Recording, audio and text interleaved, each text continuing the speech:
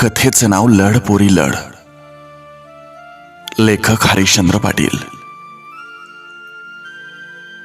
सकाळची 10-11ची वेळ. गावकऱ्यांनी कर्तबगार महिलांचा भव्य सत्कार समारंभ आयोजित केला होता. कार्यक्रमाचे अध्यक्ष म्हणून डॉक्टर सुदामराव पाटील यांना पाचारण केलं होतं. गावाच्या महात्मा चौकात भव्य मंडप दिलेला. स्टेजवर पाटील डॉक्टरच्या दोन्ही बाजूला मानापानाची मंडळी जेवणावळीच्या पंक्तीत बसलेली. समोर अफाट जनसागर उसळलेला.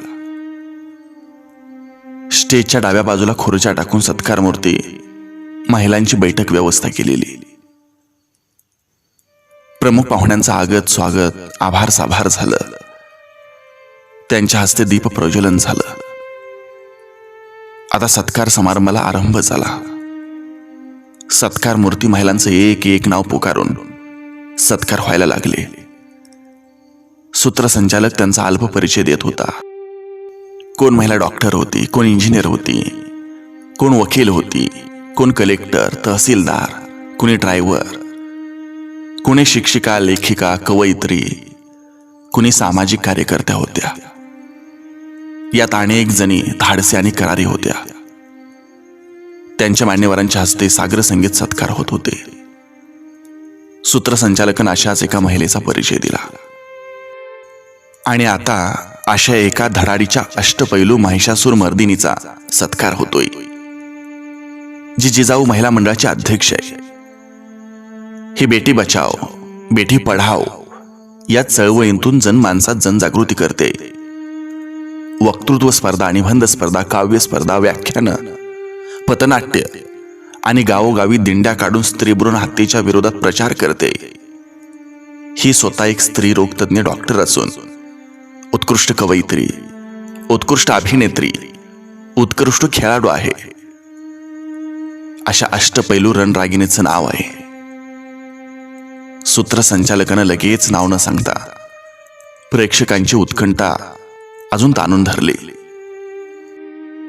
एवढी कला कौशल्य आत्मसात करणारी कोण असेल बरं ही?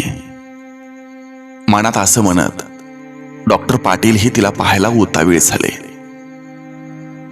अशी महिला आहे सई शहाणे. सूत्रसंचालकानं तिचं नाव सांगताच प्रेक्षकातून टाळ्यांचा पाऊस सुरू झाला. डॉक्टर पाटील यांना आश्चर्य वाटलं. सई हे नाव ऐकून त्यांना एक गोष्ट सतावू लागली. तेव्हाची सई हीच असेल का बरं? ते मेंदूवरील आठवणीच्या खापल्या काढायला लागले, पण नीट साठवे ना. काय म्हणायचं त्या गोष्टीला? कितीतरी वर्षाचे पापुद्रे चढले होते त्यावर. त्यांच्या मनात हळूहळू तो प्रसंग घडत होतो. तोच तिचं पुन्हा नाव घेतलं जातं. डॉक्टर पाटील यांच्या हस्ते सईचा सत्कार होईल असं पुकारलं. डॉक्टरांची नजर बसलेल्या महिलावर खेळली. कोण उठते बघू असं त्यांच्या मनात वाटतं. तोच एक 35शीतली मर्दानी उठली. आगीतून ज्वाळा उसळाव्या तसा तिचा आवेग. टाळ्यांचा पुन्हा कडकडाट. ती ताड ताड चालत स्टेजवर आली. डॉक्टर पाटील अवाकच झाले. उंची पोरी, गोरी गोमटी, सुंदर करारी चेहरा, डोळ्यात कर्तृत्वाची चमक, सावित्री सारखी साधीसुधी वेशभूषा. कसं ओळखणार ते तिला? डॉक्टर पाटील यांच्या डोक्यावरचं पठार वाकासारखाने विरळ झालेलं. तोंडातले बरेच साथीदार सोडून गेलेले. चेहऱ्यावर शब्द कोड्यागत उभ्या आडव्या रेषा उमटलेल्या. त्यामुळे त्यांना ती तरी कशी ओळखणार? त्यांनी सईच्या खांद्यावर शाल टाकली, गळ्यात हार घातला, हातात सन्मान चिन्ह, सन्मानपत्र आणि पुष्पगुच्छ. फोटो काढण्यास पोच दिली. तिने डॉक्टरना लवून नमस्कार केला. समोरच्या जनसागरात नतमस्तक झाली. तिच्या जागेवर बसायला निघाली. तेवढ्यात सूत्रसंचालकानं तिला मनोगत व्यक्त करण्याची विनंती केली. ती थांबली. सत्काराचा सारा साराजम टेबलावर ठेवला. दाईसजवळ उभा राहिली. मान्यवरांना आभार साभाराचं जादा पाणी न लावता वास्तवाची आग ओकू लागली. व्यासपीठावरील मान्यवर माझ्या आया, बहिणी आणि भावांनो, सर्वांना आईच्या रूपात, मावशीच्या रूपात, गृहलक्ष्मी म्हणून सुनेच्या रूपात, बहिणीच्या रूपात, सुंदर गोरीपान हुशार बायकोच्या रूपात, एवढंच काय प्रेम करणारी मैत्रिणीच्या रूपात प्रत्येकाला स्त्री हवी नव्हे, तिची गरज आहे. स्त्री विना हे जीवन, हे जग व्यर्थ आहे, अपुरं आहे. हे सर्वांना कळतं पण वळत नाही. आज सुशिक्षित, अडाणी, श्रीमंत, गरीब या सर्वांनाच एका मुलीपेक्षा दुसरी मुलगी नको असते. अहो, मुलीच नको असतील तर मी मघाशी सांगितलेल्या अनेक रूपातल्या स्त्रिया कुठून आणायच्या? त्या आभाळातनं पडतील का, की गणपती बनवतो तशा साच्यातून काढता येतील? हल्ली खरं तर एका मुलीपेक्षा दुसऱ्या मुलीला आईचाच नकार असतोय. अहो, आपल्या संस्कृतीत आईला देवापेक्षाही श्रेष्ठ मानलं जातं. परंतु गर्भातच मुलीचा गळा घोटणाऱ्या या कलियुगातल्या आयांना, माणसांना कोणती उपमा द्यावी? अहो, कोणती शिक्षा द्यावी? सुनेचा छळ करणारी कोण असते? अहो, स्टोचा भडका उडवून विवाहितच कशी भाजून मरते? घरोघरी गॅस असताना स्टो कोठून येतो? लोक हो, स्त्रीची मारेकरी आहे, गर्भात आणि बाहेरही. मुलगा जरी वंशाचा दिवटा असला तरी मुलगी ही त्याची वात आणि ज्योत आहे हे विसरू नका. ज्योतीशिवाय दिवटा कसा प्रकाश देईल? या वाती अकाली विझवू नका. नसता तुमच्या आयुष्यात अंधारच अंधार पसरल्याशिवाय राहणार नाही. अहो, वंशाचं दिवटे किती उजेड पाडतात. आई बापाला वृद्धाश्रमात ठेवतात, इस्टेटीच्या वाटणीपायी यमसदनी पाठवतात. मुले शिकून सवरून काय करून दाखवतात याची उदाहरणं आम्ही तुमच्या समोर जाऊत. याचा अर्थ असा नाही की मी मुलांचा अपमान करते. काही श्रावण बाळ असतील ही, हात वर करा बघू. या जनसागरात असे किती श्रावण बाळ आहेत? सईनं बोलता बोलता प्रश्न विचारला. हळूहळू एक एक हात वर व्हायला लागला, बोटावर मोजण्या इतकेच. बळेच हात वर करावा तर आजूबाजूला बसलेल्यांना चांगलं ठाऊक होतं कोण श्रावण बाळ आणि कोण कर्दन काळते. बस एवढेच. बघा मायबाप हो, खोटी आशा धरू नका. मुलगा करतो वर टांग, गर्भात मुली मारू नका, त्याच फेडतात तुमचा पांग. सईनं शेवटी कवितेतून शुभसंदेश दिला. तिचं मनोगत ऐकून सारे प्रेक्षक हवालदिल झाले. डॉक्टरांनाही तिचा हेवा वाटला. ती तिच्या जागेवर बसायला निघाली. एवढ्यात, मॅडम, कार्यक्रम संपल्यावर आपण भेटू शकाल का?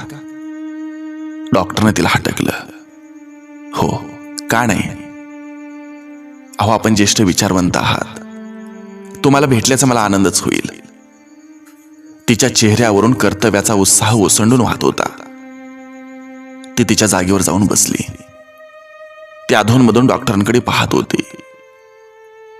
त्यांनी तिला कशासाठी भेटायचं याचा अंदाज बांधत असावी. डॉक्टर ही ती सई असेल का याचा अंदाज लावत होते. सत्कार समारंभ संपला. काही मान्यवरांची भाषणं झाली. शेवटी डॉक्टरांचं अध्यक्ष भाषण सुरू झालं. सई त्यांचं भाषण लक्षपूर्वक ऐकत होती. कार्यक्रम संपला. माणसांची गर्दी पांगली. आयोजकांचा निरोप घेऊन डॉक्टर मंडपाबाहेर आले. पाखरानं पक्षिणीची वाट पाहावी तशी सई त्यांची वाट पाहत एका कारजवळ उभी होती. दोघांची भेट झाली. तिच्या गोऱ्या गालावर हसरा गुलाब फुलला. नमस्कार झाला. सर, आपली पूर्ण ओळख सांगाल का मला? माझी ओळख सांगून तुम्ही मला ओळखू शकणार नाही. अगोदर तुमची ओळख सांगा. तुमच्या सई या नावाभोवती माझं मन गुरफटले. मला उत्कंठ लागून राहिली. डॉक्टरांनी तिला विनंती केली. डॉक्टर साहेब, मी नाही समजले. तिच्या कपाळावर आक्तिकतेच्या रेषा उमटल्या. तुम्ही तुमच्या बालपणातील काही घटना, प्रसंग सांगू शकाल का? तसं मला खूप कटू अनुभव आले सर. तिनं आठवल्यासारखं केलं. काही घटना, प्रसंग, काही अनुभव सांगितले. तसे डॉक्टर चक्क ओरडलेच. अरे वा, तू तर तीच सही आहेस. अगं, तुझ्या वडिलांचं नाव नारायण ना? डॉक्टरांना परी सापडावा इतका आनंद झाला. त्यांच्या कर्तव्याची फुले झाली होती. ते तिला आता एकेरीवर बोलू लागले. अगं सई, केवढी महान झालीस तू. तेव्हा कशी होतीस आणि आज काय झाली बेटा तू. शाब्बास पोरी, शाब्बास. नाव कमावलंस तू. तुझं कर्तृत्व पाहून मला आभाळ एवढा आनंद झाला पोरी बघ. डॉक्टर हरकून म्हणाले. सई मात्र भांबावून गेली. पण सर, मी आपणाला अजून नाही ओळखलं. तुम्ही मात्र मला कसं काय ओळखता? प्लीज तुमची ओळख सांगा ना लवकर. डॉक्टर त्यांची ओळख कधी सांगतात असं झालं तिला. अगं, तुला तर काय म्हणायचं. तू 5-6 वर्षांची होती. तुला तुझ्याच मम्मीची भीती वाटायची. ती भीती घालवण्यासाठी तू पप्पांबरोबर माझ्या दवाखान्यात आली होतीस. डॉक्टरनं त्यांची अशी ओळख करून देता सई किंचाळलीच. ओ माय गॉड, डॉक्टर काका तुम्ही? ती आश्चर्यचकित झाली. देहभान विसरून त्यांच्या गळ्यात पडली. त्यांनी तिला लेखीप्रमाणे छातीशी घट्ट कवटाळलं. दोघांचे डोळं डबडबून गेलं. सई, तुला आठवतं ते? हो, थोडं थोडं आठवतं डॉक्टर काका. मला अजूनही आठवते ते सगळं. डॉक्टर सांगायला लागले. रविवारचा दिवस होता. दवाखान्याला सुट्टी होती. रोज ओपीडी, पेशंट आणि ट्रीटमेंट. यामुळे माझा जीव अगदी मेटाकुटीला आलेला. माझा दर रविवार विश्रांतीचा दिवस म्हणून झोपेला अर्पण करतो. पण झोप काही प्रसन्न होत नव्हती. आजचा रविवार एन्जॉयला अर्पण. कुठेतरी निसर्गरम्य ठिकाणी सहकुटुंब जाऊन मौज मजा लुटूया असा बेत केला. मनातल्या लिस्टवर निसर्गरम्य स्थळ शोधलं. बायकोला आवरावर करायला सांगितली. असं निघावं म्हटलं की तेवढ्यात फोन खणानला. फोन उचलला. हॅलो, डॉक्टर पाटील ना? तिकडून आवाज. हो बोला. आज आपल्याला निवांत वेळ आहे का हो? माझं तुमच्याकडं महत्वाचं काम आहे. आज रविवार, तुम्हाला सुट्टी असते, मलाही सुट्टी आहे. निवांत वेळ असेल म्हणून म्हणतो. माझ्या एन्जॉयचा पचका करणारा कोण? मला त्याचा भयंकरच राग आला. हे बघा, आज सुट्टी असली तरी वेळेचं नियोजन करून ठेवले मी. आज मला वेळ नाही. काय काम असेल ते उद्या बघूया. आपण कोण बोलताय? मी एका पेशंटचा वडील बोलतोय. तुम्हाला निवांत वेळ असेल तर माझ्या मुलीला तुमच्याकडे घेऊन यायचंय. आज दवाखाना बंद असतो, उद्या घेऊन या. डॉक्टर, दवाखाना बंद असतानाच तिला निवांत वेळी तपासायचंय हो. मी विचारात पडलो. त्याच्या मुलीला तपासायला निवांतच वेळ कशाला हवा? कसली पेशंट? याच्या मुलीनं काही गडबडगुंडी तर केली नसेल ना? माझ्या मनात संशयानं मानवर काढली. तुमच्या मुलीचं वय काय हो? 6 वर्षाचे. त्यानं असं सांगताच माझ्या मनातल्या संशयानं मान टाकली. मग तिला तपासायला निवांत वेळ कशाला हवा बरं? मला कोडच पडलं. सांगा ना डॉक्टर, आज घेऊन येऊ का माझ्या मुलीला? अहो, तुम्हाला सांगितले ना आज दवाखाना बंद असतो. उद्या घेऊन या म्हटलं ना. असं काय झालं तुमच्या मुलीला? अहो डॉक्टर साहेब, तिच्या आईला ती भीते. तिच्याशी बोलायला घाबरते. तिचं ऐकत नाही, फटकून वागते. तशी तर ती आबोलच झाले. अहो, मुलगी तिच्या स्वतःच्या आईला भीते, घाबरते म्हणजे कमालच आहे. अहो, खरं तरी तुमची घरगुती केस आहे हो. मी काय करू शकतो? डॉक्टर साहेब, तुम्हीच काहीतरी करावं. तिला धीर द्या. तुम्ही तिला बोलतं करा. तिची भीती घालवा. तुमचं ऐकेल ती. हे बघा, आई तिच्यावर रागावली असेल किंवा तिला मारलं असेल, त्यामुळे ती आईवर रुसली असेल. रुसवा गेल्यावर ताळावर येईल आपोआप. नाही हो डॉक्टर साहेब, अहो बरेच दिवस झाले ती अशीच वागते हो. असं असेल तर मी काहीच करू शकत नाही. तुम्ही तिला मानसोपचार तज्ञाकडे दाखवा. कशाला उगा कटकट म्हणून मी टाळू लागलो. नाहीतर मी तर काय करू शकणार. माझी बायको अरुणानं बाहेर जायची सगळी तयारी केलेली. मुली तयार झालेल्या. मला मात्र या माणसानं गुंतवून ठेवलं. मी फोन ठेवायला लागलो तसा पुन्हा तो काकुळतीला आला. नका हो डॉक्टर असं करू. अहो तुम्हीच तपासा माझ्या मुलीला. आज तिला तपासून तुम्ही मग बाहेर जावा. येऊ का घेऊन? मुलीच्या बापानं हट्टच धरला. मला काहीतरी सिक्रेट वाटलं. कसली सिरियस केस आहे पाहूयाच म्हटलं. ठीक आहे, तिला लगेच घेऊन या, मला बाहेर जायचंय. त्या मुलीला पटकन तपासून काय प्रकार आहे पाहावं, ट्रीटमेंट लिहून द्यावी आणि मग आपला बेत करूया असं ठरवून फोन ठेवून दिला मी. असं काय बरं झालं असेल त्या मुलीला? तसं म्हणावं तर मुलगी केवळ 6 वर्षांची. कदाचित अल्पवयीन मुलीवर प्रॉब्लेम होऊ शकतात. समाज वाईट आहे त्यामुळे ती घाबरली बी असेल. आबूल होऊ शकते. माझं मन तर्कवितर्कात डुंबत होतं. हल्लीची मुलं टीव्ही मधल्या जाहिरातीतल्या आपली आई शोधतात. टिपटॉप ड्रेस घालून हसत खेळत चिखलात कपडे घाण करणारी मुलं तरी राग न भरता त्यांच्याकडे कौतुकानं पाहत. आता 2 मिनिटात कपडे चकाचक करून देते म्हणणारी मम्मी. मुलं भूक भूक करून ओरडतात तेव्हा बस 2 मिनिट असं म्हणून बबलूला गरमागरम मॅगी बनवून देणारी मम्मी. झटपट रे पुढचा नाश्ता बनवून नकळत विष खाऊ घालणाऱ्या अशा अनेक रूपातल्या टीव्हीतल्या आया बालमनावर राज्य करीत आहेत.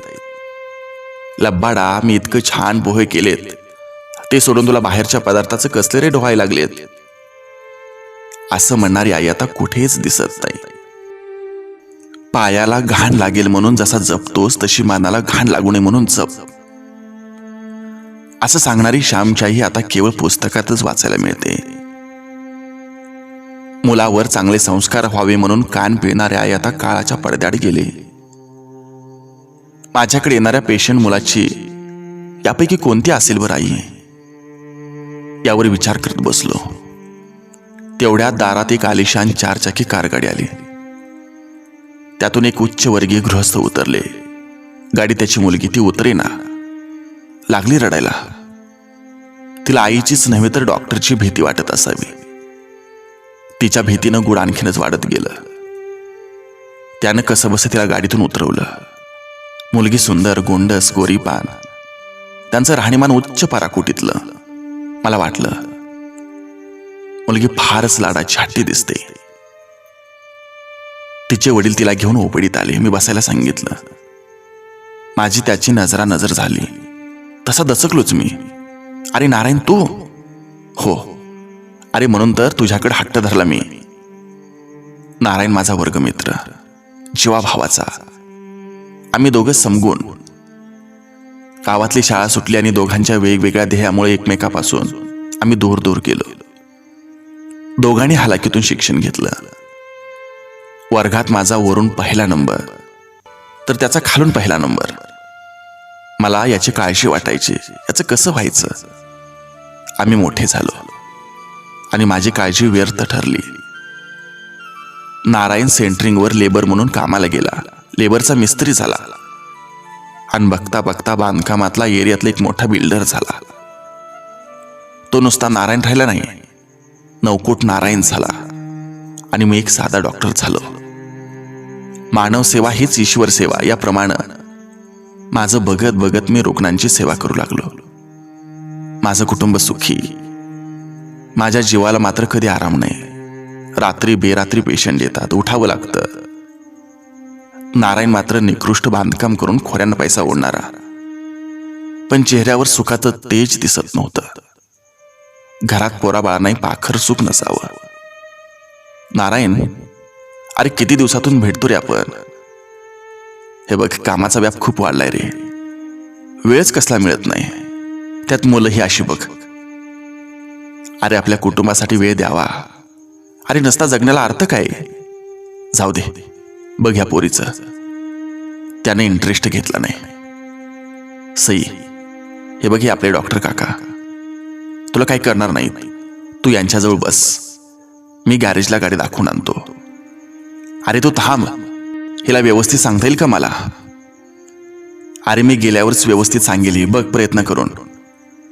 असं म्हणून नारायण सटकला. म्हणजे हिच्यावर याचाही दबाव दिसतोय. मला राग आला. कसली निष्पाप निरागस गोड मुलगी, पण चेहरा निस्तेज झालेला, बाहुलीसारखं बोलकं डोळं, पण मुक झालेलं, कसल्या तरी भीतीनं भांबावलेलं. हिला बोलतं करावं म्हणून मी बाजूच्या दुकानातून एक कॅडबरी चॉकलेट मागवून घेतलं. तिच्या हातात देऊ लागलो. डॉक्टर काका, चॉकलेटने दात किडतात ना, असं म्हणून तिनं माझी विकेट घेतली. मला आश्चर्य वाटलं. अरे हिच्यावर तर संस्कार तर चांगले दिसतात, मग ही अशी का वागत असेल? चला बोलती तर झाली, हे ठीक झालं. मी हळूहळू तिच्याशी लाडगोडी लावू लागलो. बाळसई, तुला जास्त कोण आवडतं ग, पप्पा की मम्मी? मला ना माझी आजीच आवडते, खूप म्हणजे खूप. मी आजी जवळच असते नेहमी. तिच्याशीच खेळते, बसते, गप्पा गोष्टी करते. ती मला छान छान गोष्टी सांगते. तिच्या जवळच मी झोपते. सईनं आजीचं कौतुक सांगितलं. बहुतेक हीच बाब खटकत असेल हिच्या मम्मीला. हल्ली घरात आजी आजोबा आडगळच की. बरं सई बाळ, तू मम्मीजवळ का राहत नाही? तिच्याजवळ झोपत का नाही? तिचं ऐकत नाही असं का ग बाळा? डॉक्टर काका, मला मम्मीची खूप भीती वाटते. का बरे भीती वाटते? तुझी मम्मी मारते का तुला? काही आया मारकुटे असतात, म्हणून मी त्या अँगलमधून तिला विचारलं. हो, सारखे मारते मला, पण भयाला कधीच मारत नाही. दीदीला पण मारत नाही, ती मलाच मारते. माझ्या मम्मीनं मला मारून टाकलं तर, म्हणून मला तिची सारखी भीती वाटते. सई असं म्हणताच मी हापकून गेलो. मी केलेलं तर्क वितर्क अंदाज साफ ठरलं. तिची मम्मी ही माझ्या अंदाजाच्या कोणत्या साच्यात बसत नव्हती. बाळ, अशी कशी असेल तुझी मम्मी? अगं आईला सगळी मुलं सारखीच असतात. नाही हो डॉक्टर काका. एवढंच बोलून सई रडायला लागली. हिची मम्मी भयाला मारत नाही, दीदीला मारत नाही, मग हिलाच का मारते? मला एक शंका आली. बाळसई, मला एक सांग, ही तुझी दुसरी मम्मी आहे का? नाही हो डॉक्टर काका, ती माझीच मम्मी आहे, पण मला तिची भीतीच वाटते. माझी शंका पुन्हा फोल ठरली. हिचीच मम्मी आहे तर हिला का मारते, का भीती वाटते? मला काहीच कळेच ना. सई, तू खोड्या करत असशील, वांडपणा करत असशील, तिला त्रास देत असशील, म्हणून तुला ती मारते. तसं काही करायचं नसतं बाळा, मग नाही तुला मम्मीची भीती वाटणार. मी अजिबात खोड्या करत नाही. आमच्या शाळेच्या बाई तर म्हणतात सई किती गोड शांत मुलगी आहे, तिला विचारा तुम्ही. मी नानापरीनं विचारित होतो, ती उत्तरं देत होती. तसा मी आणखीनच गुडगर्भात अडकत होतो. सई, तू टीव्ही मध्ये मारून टाकणारी मम्मी पाहिली का? मारकुट्या मम्मीची आजीनं गोष्ट सांगितली का तुला? तसं असेल तर गोष्टीतलं टीव्हीतलं खोटं असतं बाळा, ते मनावर घ्यायचं नसतं. तुझी मम्मी कशी असेल तशी. तसं नाहीच हो डॉक्टर काका. माझी मम्मी की नाही, शेजारच्या आंटीशी गप्पा मारताना मी ऐकले. तू काय ऐकले सई? सांग बघू. सईने तिच्या भीतीचं गोड सांगितलं. अरे बापरे, मी हापकूनच गेलो. पायाखालची जमीन सरकते वाटू लागलं. सई स्पोंदून रडायला लागली.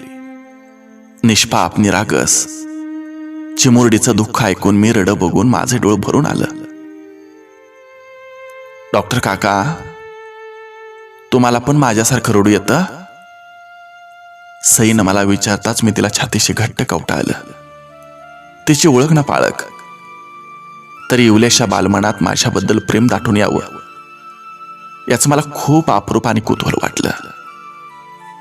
चिमुरड्या मुलांना जसा लळा लावेल तशी माया उगवून येते. मोठ्या माणसांना बरंच काय शिकवून जाते. सई मला तोच प्रश्न विचारत होती. डॉक्टर काका, मम्मीनं मला मारून टाकलं तर? मी नुसताच तिच्या डोक्यावरून हात फिरवत होतो. तिला मी बोलतं केलं खरं, परंतु मीच आता मुका झालो होतो. तिनं सांगितलेलं गूढ आणि प्रश्नावर काय उत्तर द्यावं हेच कळेनासं झालं. तिचा प्रश्न कानावर नगाऱ्यागत सारखा सारखा आदळत होता. माझं डोकं सुन्न झालं. मी पक्का निर्धार केला, सईला तिच्या मम्मीच्या मारापासून आणि जाचापासून वाचवलं पाहिजे. मी उलटा डाव टाकायचं ठरवलं. नारायण गॅरेजला गाडी दाखवायच्या बहाण्यानं गेलेला परत आला. काय झालं डॉक्टर, काय म्हणते आमचं बाळ? त्यानं बाहेरूनच विचारलं. अरे तू असं बाहेरून काय विचारतो, आत ये ना. तू हिच्याशी फटकून वागतोस काय? मी जरा फटकारताच तो आत आला. हे बघ नारायण, तू हिला पेशंट म्हणून घेऊन आलास माझ्याकडं, पण खरा पेशंट तर हिची मम्मी आहे आणि तू सुद्धा आहे. म्हणजे मी नाही समजलो. नारायण गोंधळला. जा घेऊन ये तुझ्या बायकोला आणि तूही परत ये. अरे पण बिन करत बसू नको, मला वेळ होतोय. चल सई, आपण तुझ्या मम्मीला घेऊन येऊ. नारायणचा माझ्यापासून सटकण्याचा बेत मी ओळखला. सईला इथेच राहू दे, तू जा, हिच्या मम्मीला पटकन घेऊन ये. नारायण गेला. तो लवकर येईनास. माझ्या मनात सिक्रेट वाढू लागलं. माझी बायको अरुणा फिरायला जायचं म्हणून वरच्या हवेत वावरत होती. ती खाली ओपीडीत आली, अगदी तनतनतच. का हो, इतका का उशीर? अहो आम्ही सारे तयार होऊन बसलोय. तुम्ही तर काय करता? आणि मुलगी कोण आहे? तिच्या साऱ्या प्रश्नाचं मी उत्तर एकच दिलं. मी माझं कर्तव्य करतोय. अहो हे तर तुमचं रोजचंच आहे, पण दर रविवारी असंच चाललंय. आजचा रविवार तरी आमच्यासाठी देणार का नाही? तिचा पारा चढायला लागला. मी तिला सईबद्दल सांगितलं. मग तिचा पारा हळूहळू खाली आला. तिनंही सईची मायेनं चौकशी केली. सई तिच्याशी बोलली. शेवटी तिलाही तिनं तोच प्रश्न विचारला. सांगा आंटी, मला मम्मीनं मारून टाकलं तर? नाही बाळा, तुझी मम्मी आता नाही तुला मारणार. हे डॉक्टर काका सांगतील तुझ्या मम्मीला. मी यावर अंबानी इलाज करणार याची खात्री अरुणाला होती. आता फिरायला जायला किती उशीर होऊ देत, असं ठरवून सईची बाजू मांडण्यासाठी ती ओपीडीत थांबली. नारायण त्याच्या बायकोला घेऊन आला. तिला पाहता सईनं मान खाली घातली. सईची तिच्याबद्दलची भीती मला उठावून दिसली. या बसा. मी तिला खुर्चीत बसण्याचा आग्रह केला. ती बसायला तयार होईना. नारायण बसला. अहो बसा वहिनी, मला ओळखलं का? हो, सांगितलं याने म्हणून तर आले. नाहीतर दुसरं कोण असतं तर ती आलीच नसती. म्हणजे आपलं ऐकण्यासाठी आली, बरं झालं असं वाटून मला आनंद झाला. हा मामला जिवायानं हाताळायचं ठरवलं. हे बघा वहिनी, आपण एकाच घरातले आहोत असं समजा. सईच्या मनातला भीतीचा नावाचा रोग आपण सगळी मिळून घालवूया. यात महत्वाची भूमिका तुमची आहे. म्हणजे मी काय करू शकते? मला सईनं सगळं सांगितलंय. ते खरं की खोटं सांगा, आणि ते पण चिडचिड न करता. अहो मुलांना वळण लावण्यासाठी थोडा तरी धाक नको का? ती उडवा उडवी करू लागली. हे बघा वहिनी, तुम्ही असं घुमजाव केलं तर सई या भीतीतून बाहेर येणार नाही. मनोरुग्ण होऊन जाईल बिचारी. डॉक्टर, हिला मम्मीची का भीती वाटेल हिला विचारलं का? नारायण शिंगे मोडून वासरात शिरू लागला. अरे तू नुसता नारायण नाही, नवकोट नारायण आहेस. तुम्हाला कोणती गोष्ट कमी आहे? मी असं म्हणालेलो त्यांना कळलं नाही. अहो तसं काहीच कमी नाही, पण तुमचे विचार कमी आहेत. तू नुसता नवकोट नारायण असून काय उपयोग? आता विचारायचं काय? तुम्ही सईच्या तोंडून ऐका. सांग सई, तुझी मम्मी शेजारच्या आंटीजवळ काय बोलली? सई तिच्या मम्मीकडे बघत घाबरायला लागले. सांग बाळ सई, मी आई, घाबरू नको. सईला मी धीर दिला. ती सांगायला लागली, डॉक्टर काका, माझी मम्मी की नाही शेजारच्या आंटीशी गप्पा मारताना मी ऐकले. सईनं मम्मीकडे बघितलं. ती बोलायचं थांबली. तिला भीती वाटायला लागली. नारायणाने अरुणाला हे काय सांगण्याची उत्कंठा लागली. हे बघा, तुम्ही हिला दटावू नका. हिने सांगितलं तरच यावर तोडगा निघेल. सई बाळ, मी आहे, घाबरू नको. सांग तू काय ऐकलं. मग मी त्या आंटीला सांगत होती, ही कार्टी म्हणजे मी. पोटात असताना हिनं तपासलं होतं. मी मुलगी आहे म्हणून हिला कळलं होतं. मला मारण्यासाठी ही एका दवाखान्यात गेली होती, पण मम्मीच्या अंगात रागात नव्हतं, कमी होतं. म्हणून डॉक्टरनं मला मारलं नाही, मम्मीला घरी पाठवलं, म्हणून मी वाचले. सईने हे गोड सांगताच तिची मम्मी खरा उतरली. नारायण हादरून गेला. त्याला वाटलं नव्हतं आपली बायको आपलं बिंग कुठं फोडेल म्हणून. अरुणाई हादरून गेली. तिने डापरलं, अहो तुम्ही दोघंही उच्च शिक्षित आहात, असला पापी विचार मनात आलाच कसा.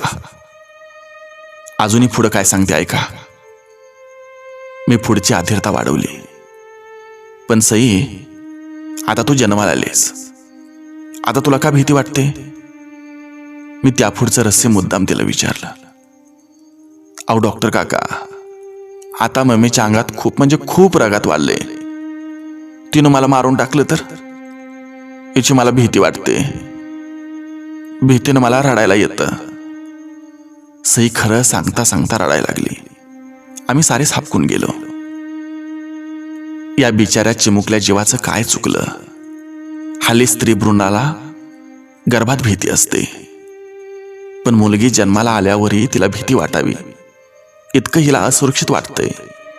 कसं समजावायचं हिला. अरे हीच म्हणाली आपल्या भैयाला आणखी एक भाऊ असावा. नारायणनं बायकोकडे चेंडू टोलावला. अहो पण भैयाला आणखी एक बहीण असावी असं का वाटलं नाही. घरात एक मुलगी बस झाली की. त्याच्या बायकोनं अक्कल पाजळली. अहो मग घरात एक मुलगा बस होत नाही का. मुलं घरी राहतात, मुली बाहेर जातात, मग भैयाला दुसरं कोण आहे. ही हजर जबाबी उत्तर देत होती. पुन्हा अक्कलचं तार तोडलं. घरी राहणाऱ्या मुलांना जन्म कोण देतं. ती मुलं मोठी झाल्यावर आई बापाला सांभाळतील याची गॅरंटी काय. आता माझ्या प्रश्नानं ती गप्प झाली. आपणच त्यांना पाळणा घरात ठेवून त्यांचा हाल केलं तर त्यांनी आपल्यासाठी काय करावं. तुम्ही पाहिलीत ना टीव्हीत बातमी. हो बाई, पाळणा घरातल्या 10 महिन्याच्या मुलाला तेथील राक्षसी आया उचलू फरशीवर आपटत होती ग. ही ती बातमी बघणाऱ्याच्याच काळजाचं पाणी होत होतं. अरुणानं टीव्हीतली बातमीच सांगितली. अहो आपल्या पोटच्या लेकरापेक्षा आईला तिची नोकरी प्रिय वाटते. हे केवढं मोठं दुर्दैव म्हणावं. आई बापच अशी चुकत असतील तर काय होणार. आमची चर्चा सई भांबवल्या नजरेनं बघत होती, ऐकत होती. बघले का, ही किती गोंडस, निष्पाप, शांत, निरागस पोरगे. तुम्ही तर तिला संपवायला निघाला होता. अरे हीच मोठी झाल्यावर तुम्हा दोघांचं पांग फेडणार आहे, नाव कमावणार आहे.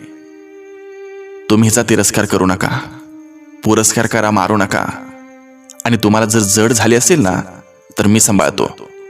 मला 2 मुलीच आहेत, त्यांना 3री दिदी होईल.